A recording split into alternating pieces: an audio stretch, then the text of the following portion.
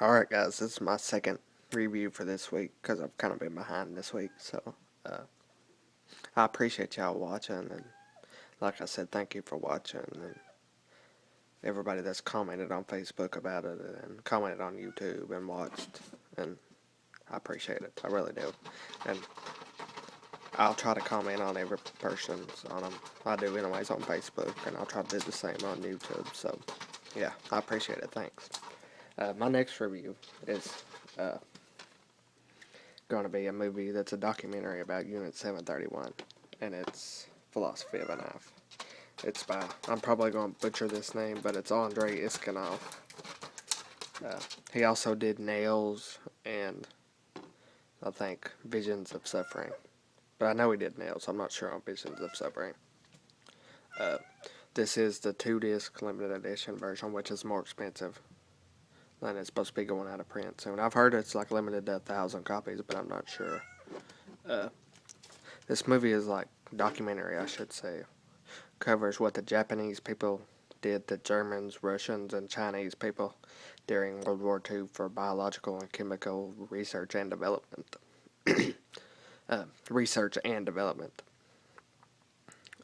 So you pretty much know what that is. It follows the same trails as like Men Behind the Sun, but that was a movie and this is a documentary. We also get some insights from I guess a Japanese or Russian doctor that was around there during the time, and that's kind of interesting. This has a lot of history because all the stuff that they reenact the movie, they really did back then. Like they have pictures and stuff like that to prove it and stuff like that that they show a little bit of. Here's the back of it. Like I said, this thing's 4.5 hours of torture and sick stuff like that. Pretty crazy. Involves forced abortions, sticking cockroaches up girls' areas, spreading AIDS and diseases like that, amputations.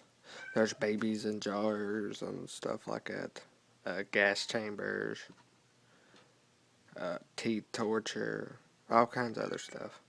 So it took me like a week to watch this movie because it's 4.5 hours, and I can't sit down and watch that kind of movie there straight through, especially this kind of nature. 4.5 hours worth, that's kind of hard to do. Like, how the hell could you sit through a theater and sit through 4.5 hours of a movie? Like, I thought Titanic was long. Like I said, this copy is limited to 1,000 people. Or not 1,000 people, 1,000 DVDs. Here's the inside to prove that it's the 2-disc. There's the special features disc. And there's the documentary. I actually really enjoyed this one. I liked it a lot better than Men Behind the Sun. It was a lot more on screen, and the gore was better in Men Behind the Sun. But this was more disturbing. But there's different kinds of disturbing. This ain't for everybody, and it was pretty. And it held up well throughout the whole movie, I should say. Like, it wasn't boring. The only really boring parts were the snow parts, which there were a lot of. But you can kind of look over that because they were just fillers and try to set the mood. I'm not sure what this Japanese stuff or right here says, because I'm not Japanese. I like the little shadow back here. And I guess that's like the doctors and the biologists and stuff that are performing this stuff on them. I guess that's them looking over the experiments. Like I said, there's forced abortions, cockroaches up women's privates, spreading sexually transmitted diseases, amputations, teeth torture, gas chambers. There's probably a bunch of other stuff that I probably missed because it's so fucking long. But like I said, I would watch this movie again, and I would recommend it for any extreme fan. And like I said, this 2-disc limited edition is pretty rare too, which is awesome. And I'm actually proud to have this in my collection. Probably the most expensive movie I own right now.